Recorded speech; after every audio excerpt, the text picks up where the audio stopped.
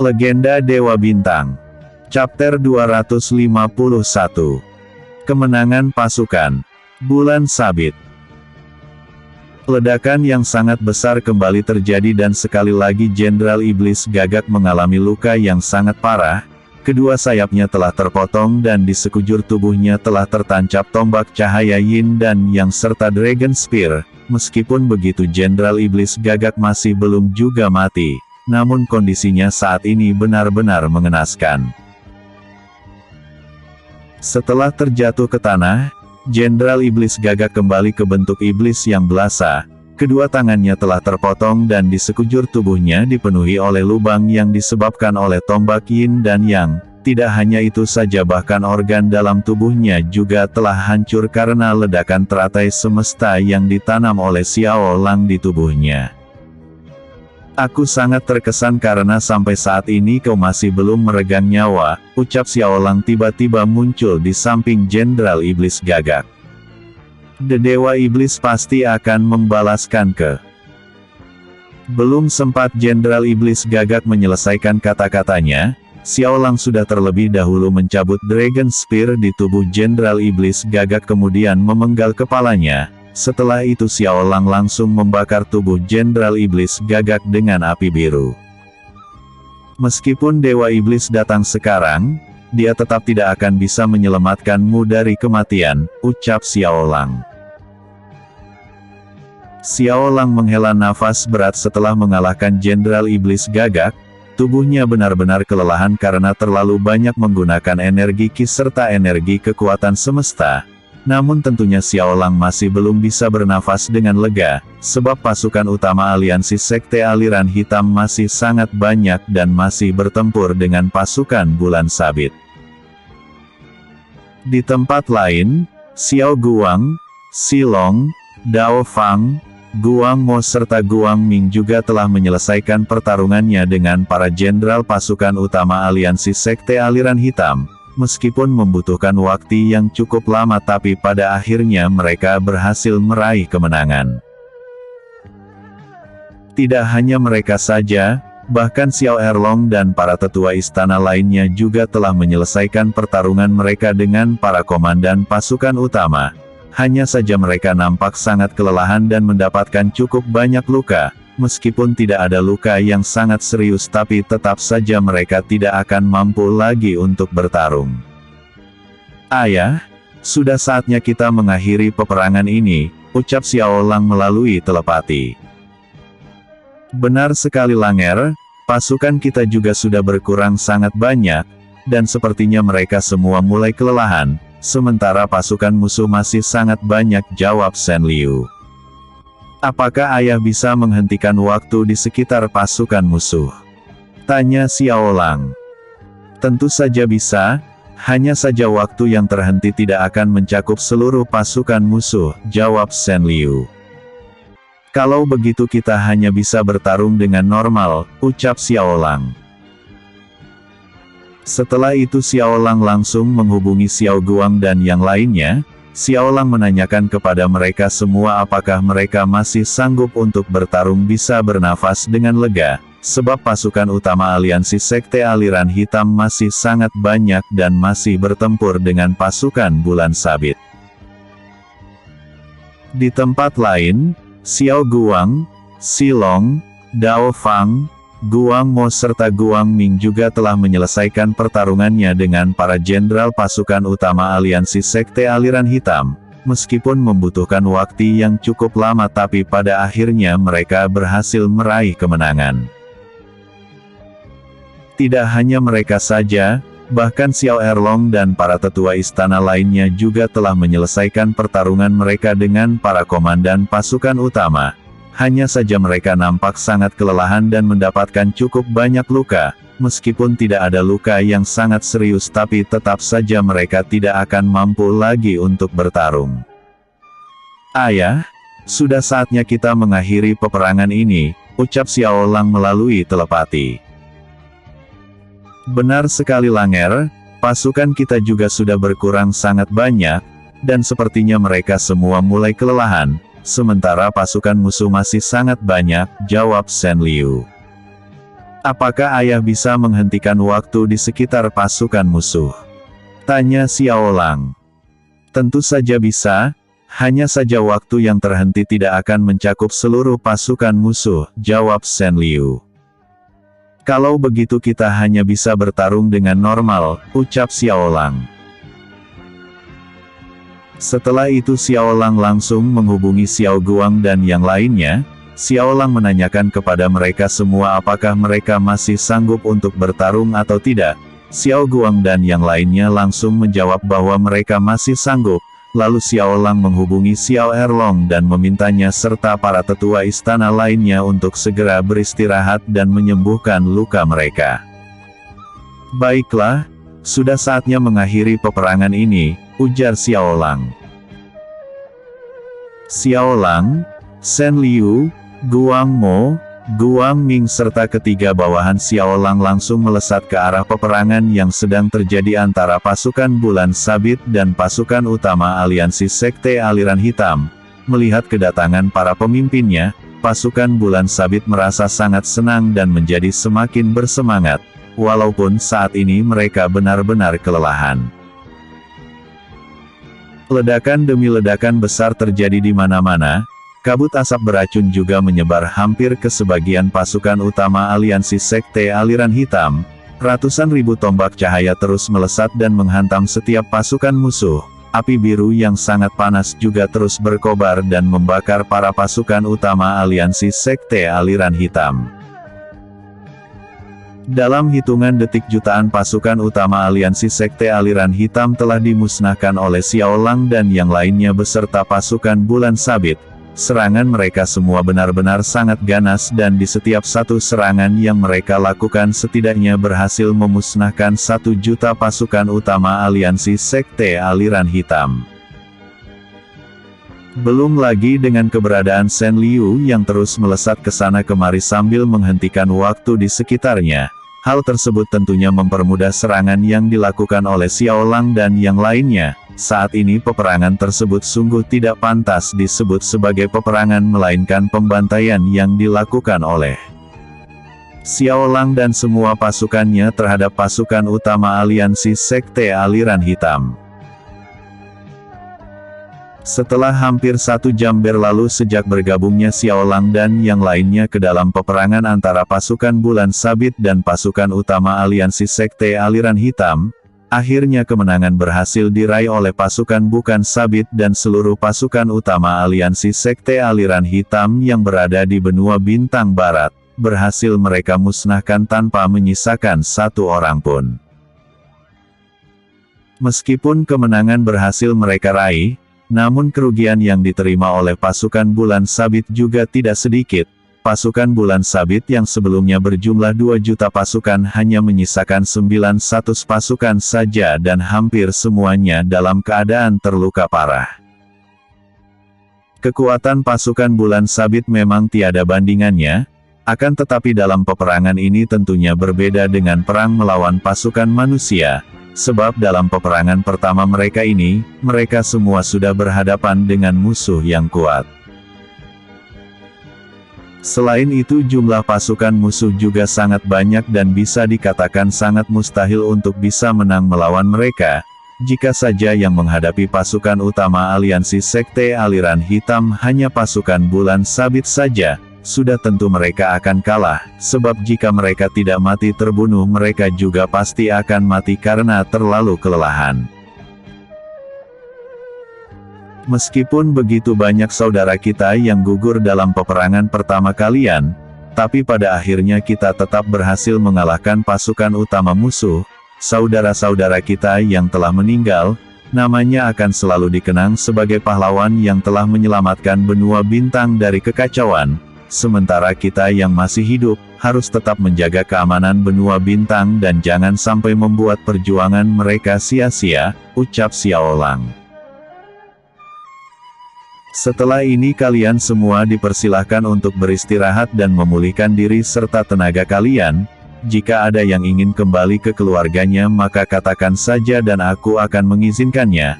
Aku juga akan memberikan kalian hadiah karena telah memenangkan peperangan ini. dan aku juga akan tetap memberikan hadiah kepada keluarga pasukan bulan sabit yang telah gugur dalam peperangan ini, lanjutnya. Terima kasih pemimpin, jawab semua pasukan yang tersisa. Meskipun mereka semua mencoba untuk menunjukkan sikap tegas layaknya seorang prajurit sejati, namun Xiao Lang sangat mengerti bahwa mereka semua sedang merasakan sedih di hatinya. Kesedihan yang mereka rasakan bukanlah karena luka di sekujur tubuhnya, akan tetapi kesedihan yang mereka rasakan adalah karena telah kehilangan saudara seperjuangan yang sudah seperti saudara mereka sendiri. Chapter 252. Kembali ke dunia hampa. Setelah itu Shen Liu langsung membuka gerbang dimensi ke dunia hampa agar semua orang bisa beristirahat dan memulihkan diri mereka dengan tenang. Lagi pula dengan berada di dunia hampa luka-luka mereka tentunya akan dapat dipulihkan dengan cepat, karena di dunia hampa juga terdapat berbagai macam tanaman herbal yang sangat langka dan berguna untuk menyembuhkan luka serta tenaga.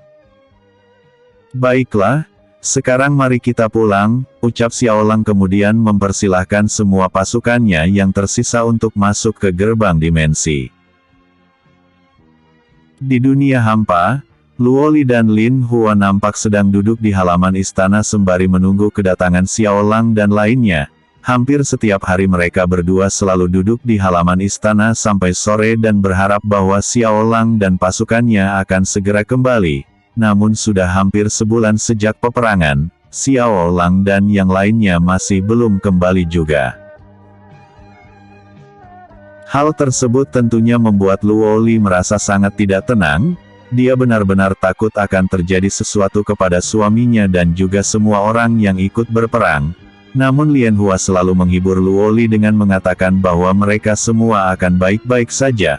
Meskipun Luo Li juga merasa yakin semuanya akan baik-baik saja, tapi dia juga tidak bisa menghilangkan rasa khawatirnya. Ibu, sebaiknya kita kembali ke kamar saja. Ayah dan yang lainnya mungkin tidak akan kembali hari ini, ucap Lian Hua. Tidak Hua ibu akan tetap menunggu kepulangan mereka sampai sore. Jika mereka tidak kembali juga hari ini mungkin ibu akan langsung menyusul mereka ke sana, jawab Luo Li. Tapi bagaimana caranya? Bukankah hanya kakek yang bisa membawa kita keluar dari dunia ini? Tanya Lian Hua.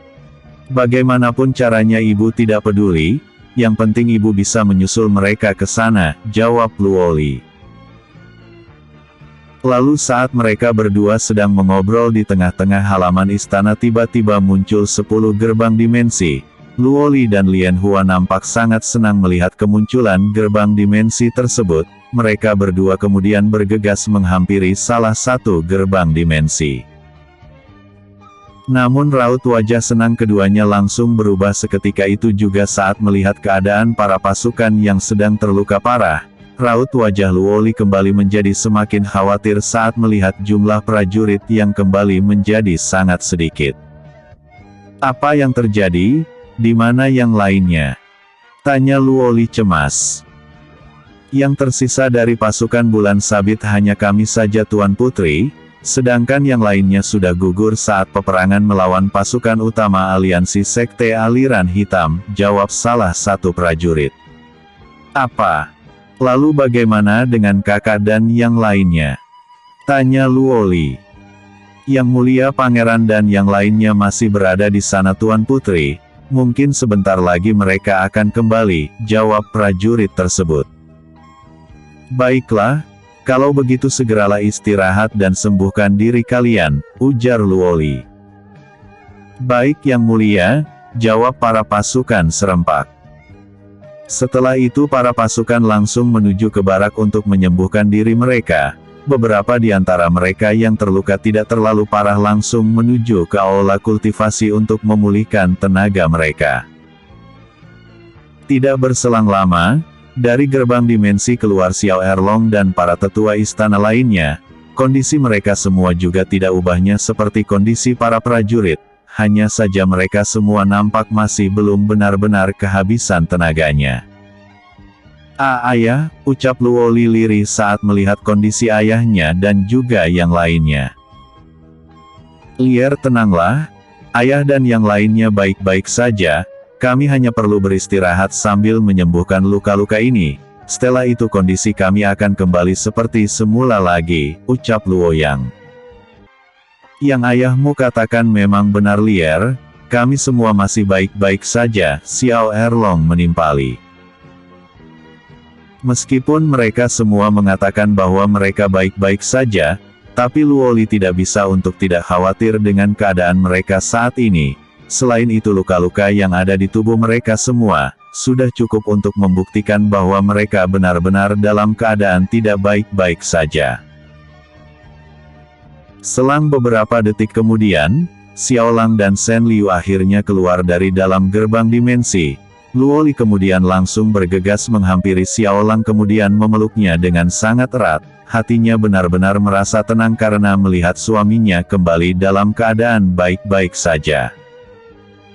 Kakak, akhirnya kau kembali, aku benar-benar tidak bisa merasa tenang selama ini, ucap Luoli. Terima kasih telah mengkhawatirkan aku Lier, tapi aku baik-baik saja dan kita berhasil memenangkan peperangan ini, jawab Xiaolang. Guru selamat datang kembali, ucap Lien Hua menghampiri Xiaolang dan Luoli. Huaer, akhirnya kau menyelesaikan penempaan tubuh, tapi aku benar-benar kecewa denganmu, ucap Xiaolang.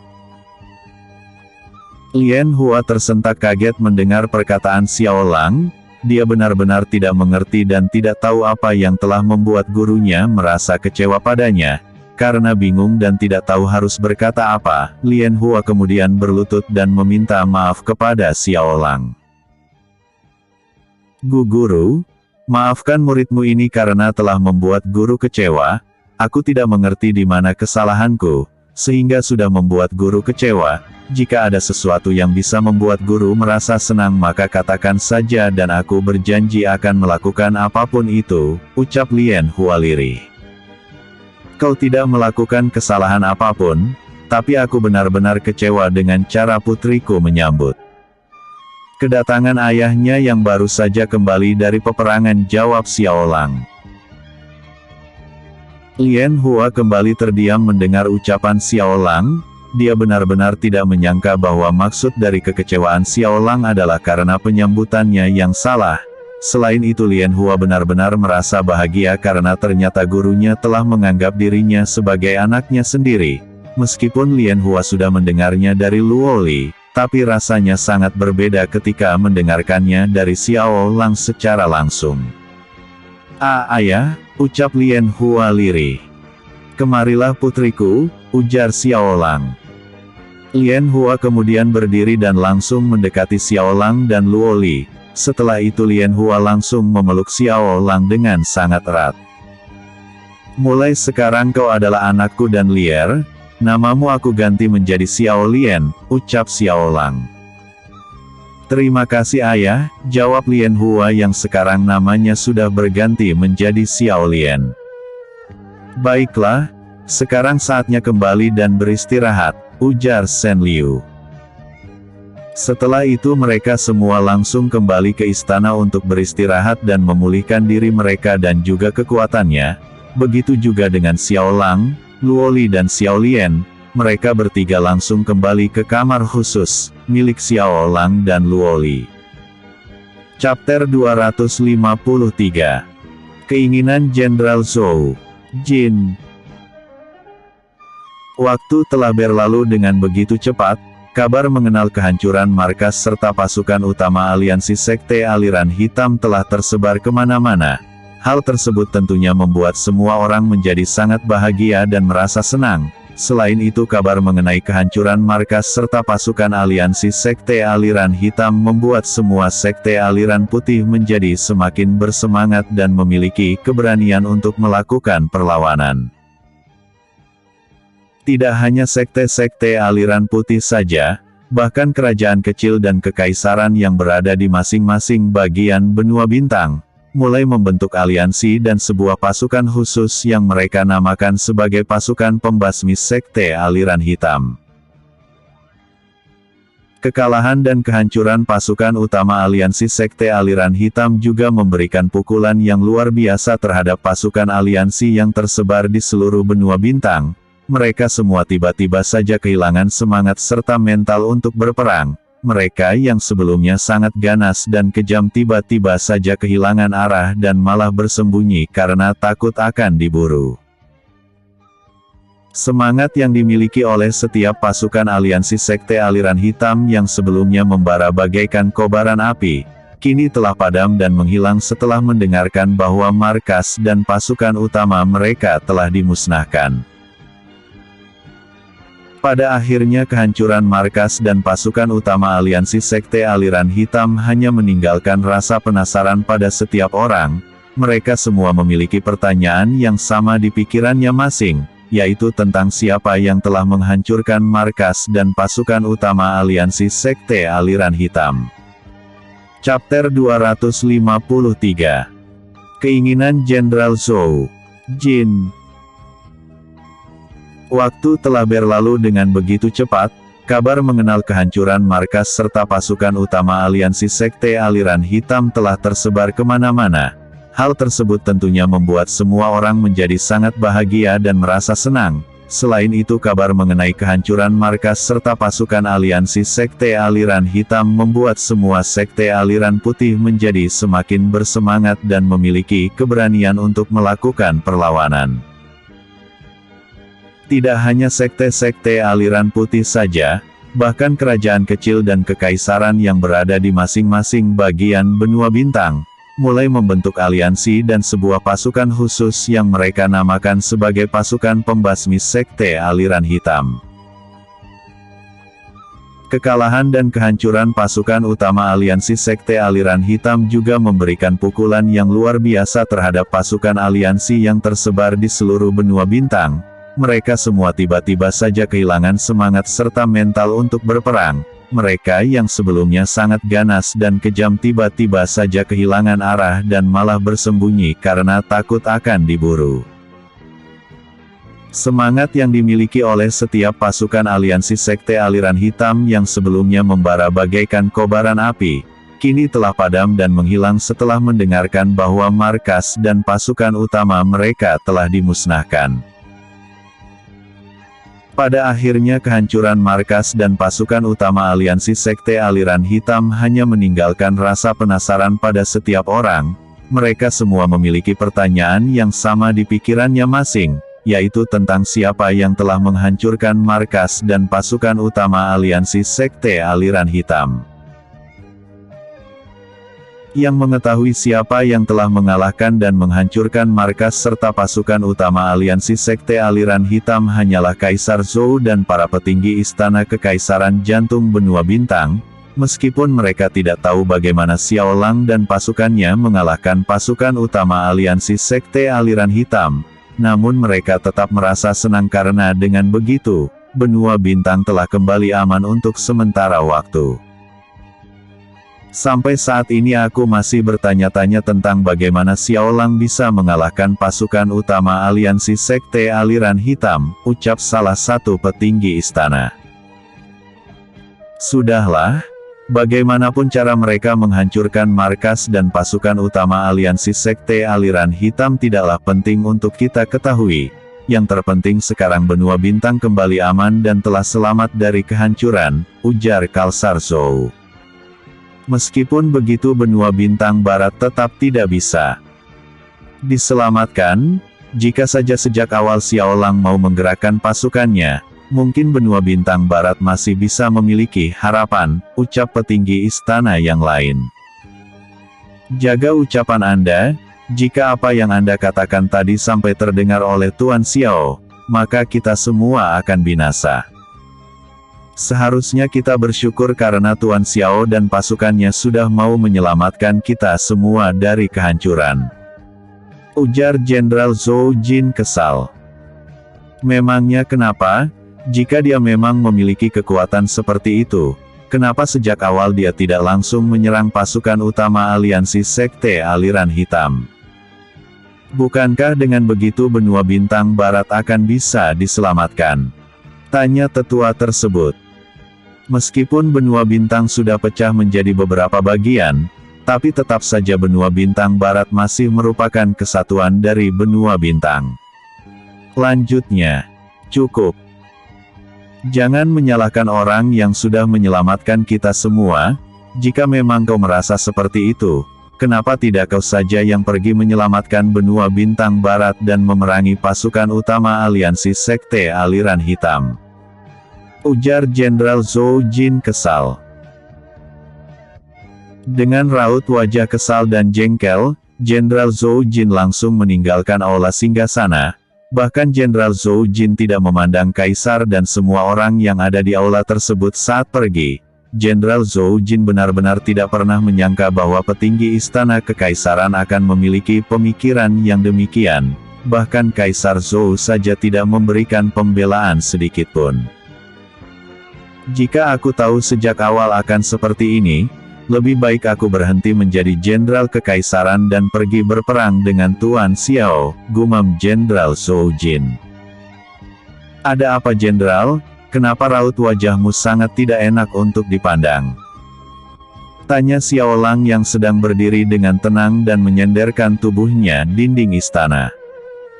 Tidak apa-apa, aku hanya kesal dengan Mi. Jenderal Zhou Jin langsung terdiam saat mengalihkan pandangannya ke arah orang yang bertanya padanya.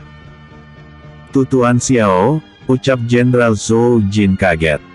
Sesejak kapan, Tuan Xiao berada di sini? Tanya Jenderal Zhou gemetaran. Sudah sejak tadi, sebenarnya tujuanku datang ke sini untuk memberikan laporan kepada Kaisar, tapi aku malah mendengarkan sesuatu yang benar-benar membuatku kecewa. Sudah tidak terhitung berapa banyak nyawa pasukanku yang gugur dalam peperangan demi menyelamatkan benua bintang. Mereka semua sama sekali tidak mengharapkan apapun dari perjuangannya, tapi siapa sangka bahkan usaha mereka tidak dihargai sedikitpun, jawab Xiao Lang dengan tenang. Tuan Xiao itu. Sudahlah jenderal, aku tidak apa-apa. Lagi pula ini semua sangat tidak penting bagiku, tapi aku benar-benar mengucapkan terima kasih karena jenderal sudah membelaku, ujar Xiao Lang memotong perkataan Jenderal Zhou Jin. Kalau begitu aku akan kembali sekarang, ucap Xiao Lang. Tuan Xiao tunggu, ujar Jenderal Zhou Jin menghentikan langkah Xiao Lang. Ada apa jenderal? Tanya Xiao Lang. Jenderal Zhou Jin kemudian memberitahukan keinginan hatinya yang ingin bergabung dengan pasukan Xiao Lang. Jenderal Zhou Jin juga mengatakan bahwa sebenarnya sejak awal dia sudah ingin bergabung bersama Xiao Lang untuk memerangi pasukan aliansi sekte aliran hitam, hanya saja saat itu dia tidak punya keberanian untuk mengatakannya. Akan tetapi setelah mendengarkan apa yang dikatakan oleh para petinggi istana hari ini, Jenderal Zhou Jin benar-benar telah memantapkan niatnya untuk meninggalkan kekaisaran dan bergabung bersama Xiao Lang dan juga pasukannya. Jenderal Zhou Jin juga mengatakan bahwa dia siap untuk mengabdikan diri kepada Xiao Lang, bahkan Jenderal Zhou Jin juga mengatakan bahwa dia siap menjadi pasukan Xiao Lang. Jenderal, aku akan sangat berterima kasih jika kau mau bergabung dengan pasukanku. Tapi sebelum itu pikirkanlah baik-baik karena jika kau mengikutiku, kau mungkin akan kehilangan jabatanmu sebagai jenderal. Aku juga tidak bisa memberikan harta seperti yang diberikan oleh jenderal padamu, ucap Xiao Lang. Akan tetapi jika memang kau ingin bergabung denganku, maka aku akan menerimamu dengan baik. Tapi sebelum itu, sebaiknya kau katakan kepada Kaisar Zhou, dan besok temui aku di luar gerbang kota, lanjutnya kemudian menghilang dari pandangan Jenderal Zhou. Setelah Xiao Lang menghilang, Jenderal Zhou langsung kembali ke kediaman khusus Jenderal Utama Kekaisaran. Setibanya di sana, Jenderal Zhou langsung menatap kediamannya serta kemewahan lainnya yang ia miliki selama menjadi Jenderal Utama Kekaisaran.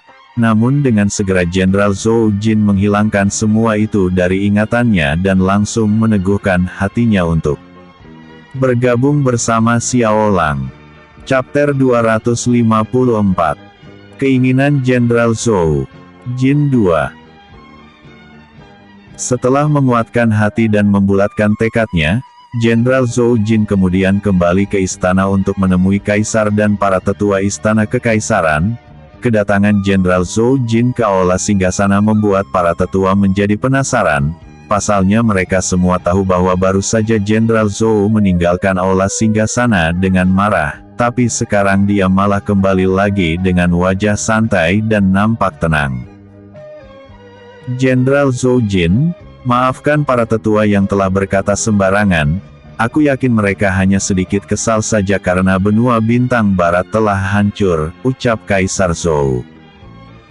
Aku sudah memaafkan mereka yang mulia, namun dengan berat hati aku harus menyampaikan hal ini kepada yang mulia, jawab Jenderal Zhou Jin. Memangnya apa yang akan kau sampaikan Jenderal? Tanya Kaisar Zhou. Aku akan mundur dari jabatanku sebagai Jenderal Utama, jawab Jenderal Zhou Jin tegas. Apa? Ucap semua orang kaget. Apa yang kau katakan Jenderal? Jangan bercanda di hadapanku karena ini sama sekali tidak lucu. Ujar Kaisar Zhou kesal. Yang aku katakan adalah kebenaran yang mulia, aku sama sekali tidak bercanda karena aku memang ingin mengundurkan diri dari posisiku sebagai Jenderal Utama Kekaisaran Zhou, jawab Jenderal Zhou Jin tegas. Apa-apaan ini? Apa alasanmu sehingga kau mau mengundurkan diri? Tanya salah satu petinggi istana. Aku benar-benar tidak bisa menerima pemikiran kalian mengenai Tuan Xiao. Tapi tidak hanya itu saja, aku juga ingin pergi dan bergabung dengan pasukan Tuan Xiao. Jawab Jenderal Zhou Jin tegas. Jenderal, apa kau ingin berkhianat? Tanya salah satu petinggi istana. Terserah kalian mau mengatakan apa, yang jelas aku tetap akan meninggalkan jabatanku sebagai jenderal dan bergabung dengan pasukan Tuan Xiao, jawab Jenderal Zhou Jin. Jenderal, jaga ucapanmu, ujar Kaisar Zhou. Memangnya kenapa yang mulia? Asal kalian tahu saja, Tuan Xiao telah mendengar perkataan kalian yang sama sekali tidak menghargai perjuangannya dan juga pasukannya. Jika Tuan Xiao ingin, dia bisa saja menyerang kekaisaran ini, tapi dia malah memilih diam dan pergi begitu saja, ucap Jenderal Zhou. Sudah cukup, mulai sekarang aku bukan lagi Jenderal Kekaisaran Zhou, lanjutnya kemudian melemparkan lencana jenderal miliknya dan setelah itu langsung pergi meninggalkan istana. Kaisar Zhou dan para petinggi istana nampak sangat kesal dan marah dengan keputusan Jenderal Zhou Jin. Mereka semua benar-benar tidak pernah menyangka bahwa Jenderal Zhou Jin akan meninggalkan jabatannya sebagai Jenderal Utama Kekaisaran dan malah memilih untuk mengikuti Xiao Lang. Kaisar Zhou yang sangat kesal kemudian mengumumkan kepada para petinggi bahwa Jenderal Zhou Jin telah berkhianat kepada Kekaisaran. Selain itu nama Jenderal Zhou Jin juga akan dihapuskan dari klan Zhou. Lalu jika Jenderal Zhou Jin mati, maka seluruh anggota keluarga Zhou dilarang untuk melihat mayatnya. Setelah meninggalkan istana Kekaisaran, Xiao Lang langsung kembali ke dunia hampa, karena Xiao Lang telah berhasil menguasai teknik ruang dan waktu, maka sekarang Xiao Lang bisa bebas keluar masuk dunia hampa dan tidak membutuhkan Shen Liu lagi untuk membuka gerbang dimensi. Sebab saat ini Xiao Lang sudah bisa membuka gerbang dimensi sendiri menuju ke dunia hampa. Namun tentunya untuk membuka gerbang dimensi menuju dunia hampa juga tidak sembarangan. Alasan Xiao Lang bisa membuka gerbang dimensi menuju dunia hampa adalah karena Shen Liu. Sebab Shen Liu telah mengajarkan kepada Xiao Lang tentang cara membuka gerbang dimensi menuju dunia hampa yang merupakan gerbang dimensi khusus yang telah ciptakan sendiri. Selamat datang suamiku, apa yang kau inginkan sekarang? Tanya Luoli. Apa yang aku inginkan sekarang? Bagaimana kalau sedikit bermanja-manja denganmu di kamar, jawab Xiao Lang menggoda Luoli. Kalau itu sepertinya belum bisa, karena sekarang masih siang, jawab Luo Li malu-malu. Bukankah tadi kau yang bertanya? Lalu kenapa sekarang kau malah menolak? Ujar Xiao Lang kemudian menghampiri Luo Li dan langsung menggendongnya. Kakak, kau mau apa? Tanya Luo Li. Bukankah tadi sudah aku katakan? Kenapa kau malah bertanya lagi? Jawab Xiao Lang. Setelah itu langsung membawa Luo Li masuk ke kamar mereka. Sore harinya, Xiao Lang dan Luo Li yang sebelumnya tertidur karena telah melakukan pekerjaan yang sangat melelahkan, akhirnya terbangun dengan raut wajah yang nampak dihiasi dengan senyuman kebahagiaan. Xiao Lang mendekatkan tubuhnya ke tubuh Luo Li kemudian memeluknya dengan erat dan mencium bibirnya dengan lembut. Sekarang sebaiknya kita bangun dan membersihkan diri, mungkin saja semua orang sedang menunggu kita saat ini, ucap Xiao Lang.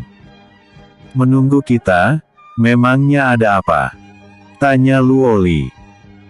Aku lupa memberitahukannya kepadamu, setelah peperangan berakhir aku mempersilahkan seluruh pasukan untuk kembali ke keluarga mereka, dan sepertinya sekarang mereka semua sudah siap untuk kembali, jawab Xiao Lang. Ternyata begitu? Baiklah kalau begitu aku akan membersihkan diri dulu, ucap Luo Li kemudian beranjak dari tempat tidur. Tunggu, kenapa kita tidak mandi bersama saja? Tanya Xiao Lang dengan senyuman aneh di wajahnya. Tidak mau. Jawab Luo Li tegas. Kenapa tidak mau? Tanya Xiao Lang. Tidak mau ya tidak mau? Lagi pula kakak sudah membuat aku sangat kelelahan hari ini, jawab Luo Li kemudian langsung pergi menuju ke kamar mandi. Xiao Lang hanya bisa terdiam sambil tersenyum lembut mendengar jawaban istrinya tersebut. Dia benar-benar tidak menyangka bahwa istrinya juga bisa bersikap seperti itu.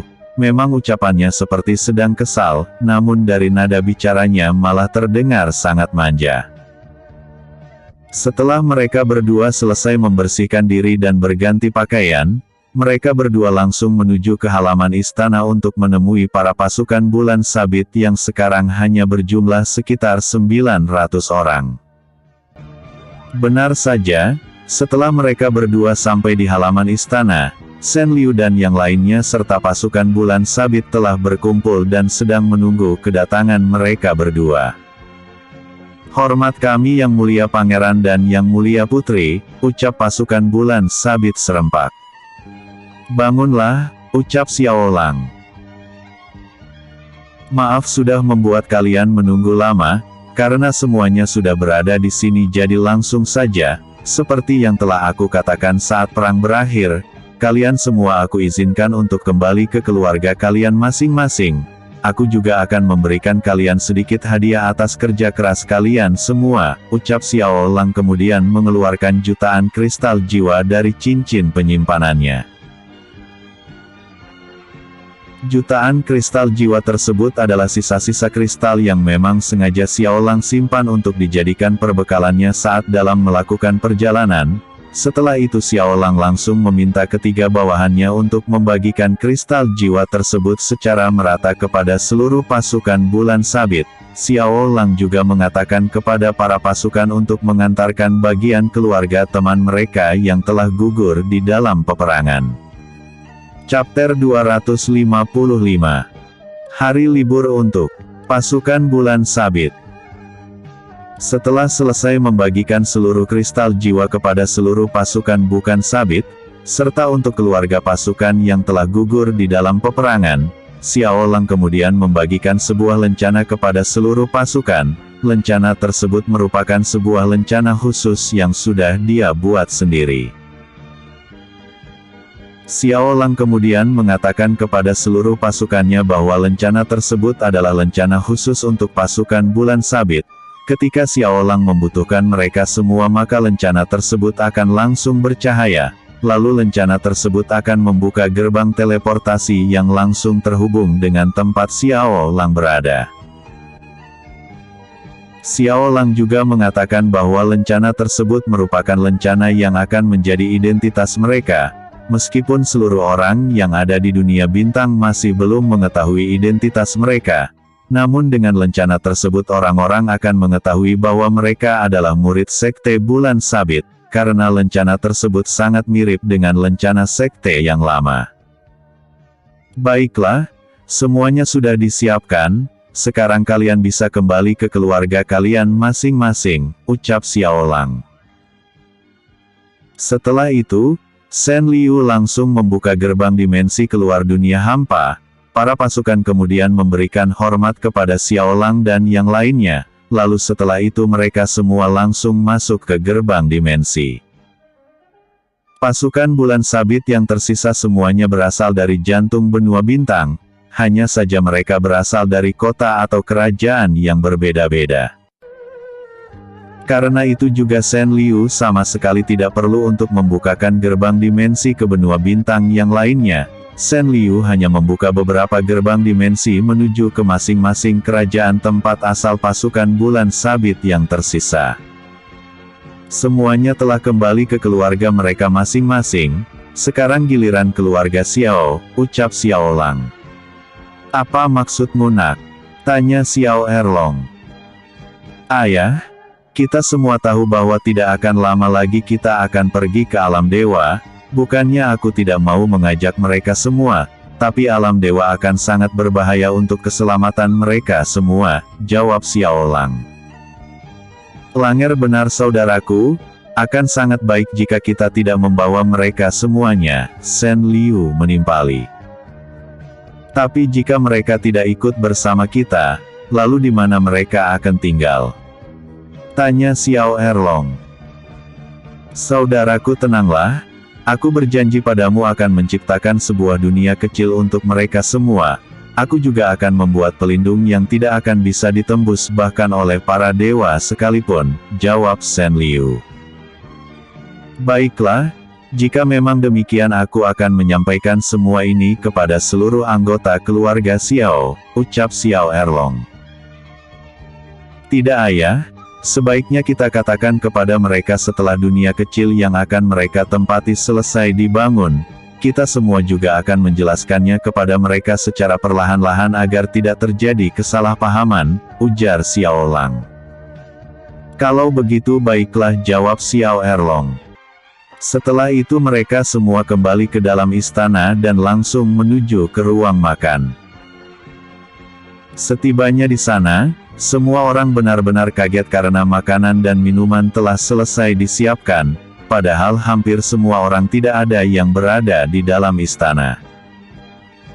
Hampir semua orang kecuali Xiao Lian, mereka semua benar-benar tidak menyadari bahwa sejak tadi Xiao Lian sama sekali tidak terlihat, dan sebenarnya Xiao Lian jugalah yang telah menyiapkan semua makanan dan minuman tersebut.